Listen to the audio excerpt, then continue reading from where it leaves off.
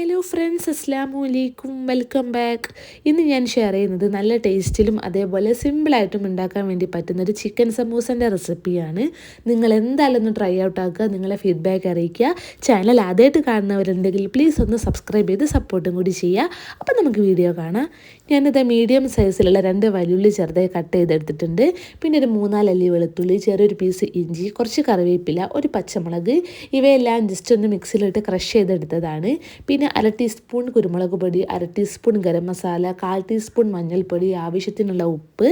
പിന്നെ chicken normal masala, കുറച്ച് ഉപ്പും മുളക് പൊടിയും മഞ്ഞൾപ്പൊടിയും ചേർത്ത് ഫ്രൈ ചെയ്ത് ഞാൻ ജസ്റ്റ് ക്രഷ് ചെയ്തെടുത്തിട്ടും കൂടിയുണ്ട്. ഇനി നമ്മൾ ചിക്കൻ ഫ്രൈ ചെയ്തിട്ടുള്ള അതേ ഓയിലിലേക്ക് തന്നെ നമ്മൾ കട്ട് ചെയ്ത് വെച്ചിട്ടുള്ള വെജീസ് ചേർത്ത് നമുക്ക് നന്നായിട്ടൊന്ന് വഴറ്റിയെടുക്കണം.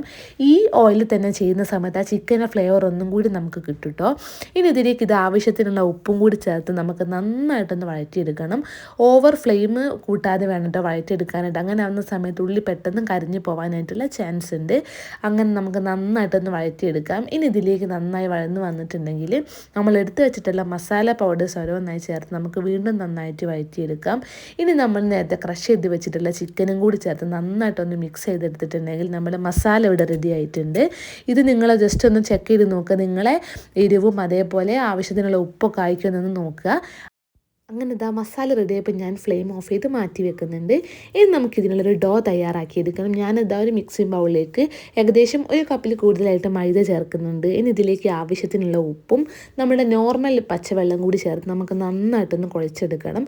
നമ്മൾ ഈ പൂരിക്കൊക്കെ മാവ് കുഴയ്ക്കുന്ന സെയിം പരുവാണ് കേട്ടോ. ഓവർ വെള്ളം ആകാതെ എന്നാൽ നല്ല സോഫ്റ്റ് ആകുന്ന രീതിയിൽ നമുക്ക് നന്നായിട്ടൊന്ന് കുഴച്ചെടുക്കാം. അങ്ങനെ ഞാനിത് നന്നായിട്ട് കുഴച്ച മാവ് നല്ല സോഫ്റ്റ് ആക്കി എടുത്തിട്ടുണ്ട്. ഇനി നമുക്കിതിൽ നിന്ന് ചെറിയൊരു ബോൾസ് ആക്കിയിട്ട് ജസ്റ്റ് ഒന്ന് പരത്തിയെടുക്കാം. ഓവർ തിന്നല്ല എന്നാൽ ഓവർ തിക്കും അല്ലാത്തൊരു മീഡിയം ലെവലിലുള്ള തിക്നെസ്സിൽ നമുക്ക് നന്നായിട്ടൊന്ന് പരത്തിയെടുക്കണം. കുറച്ച് പൊടിയും കൂടി സ്പ്രെഡ് ചെയ്തിട്ട് വേണം കേട്ടോ അത് പരത്താനായിട്ട്. അങ്ങനെ ആവുന്ന സമയത്ത് ഒട്ടും തന്നെ ഒട്ടിപ്പിടിക്കാതെ നമുക്കിത് സിമ്പിളായിട്ട് പരത്താൻ വേണ്ടി പറ്റുന്നതാണ്. അങ്ങനെ ഞാനിത് റൗണ്ട് ഷേപ്പിൽ പരത്തിയെടുത്തിട്ടുണ്ട്. ഇനി നമുക്കിതൊരു കത്തി വെച്ചിട്ട് ഇത് 4ആയിട്ടൊന്ന് ഡിവൈഡ് ചെയ്തെടുക്കണം. 4 പോർഷൻസ് ആക്കിയെടുക്കണം. അതിൽ നിന്ന് ഓരോ പോർഷൻസ് എടുത്തിട്ട് നമുക്ക് നന്നായിട്ടൊന്ന് കോൺ ഷേപ്പ് ആക്കിയെടുക്കണം. നിങ്ങൾക്ക് വീഡിയോ കാണുമ്പോൾ കുറച്ചും കൂടി കൂടുതലായിട്ട് മനസ്സിലാവുന്നുണ്ടാവും ഞാൻ പറയുന്നതിനേക്കാൾ അധികമായിട്ട്.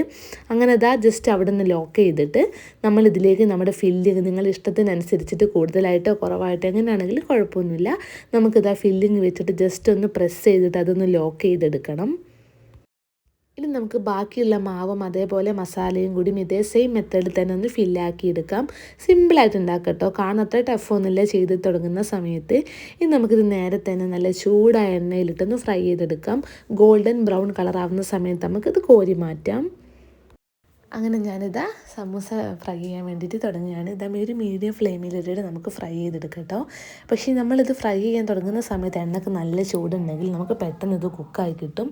അങ്ങനെ ഒരു സൈഡായപ്പോൾ മറുഭാഗം കൂടി ഒന്ന് മറിച്ചിട്ടിട്ട് കുക്ക് ചെയ്തെടുക്കുന്നുണ്ട്.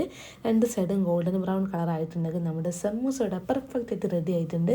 നിങ്ങൾ എന്തായാലും ഒന്ന് ട്രൈ ആയിട്ട് നോക്കി നോക്കുക. സിമ്പിളായിട്ടുള്ള റെസിപ്പിയാണ്. ഇതേപോലെയുള്ള റെസിപ്പീസായിട്ട് നമുക്ക് വീണ്ടും നെക്സ്റ്റ് വീഡിയോയിൽ കാണാം. അപ്പോൾ നമുക്ക് ഇൻഷാ അല്ലാഹ് നെക്സ്റ്റ് വീഡിയോയിൽ കാണാം.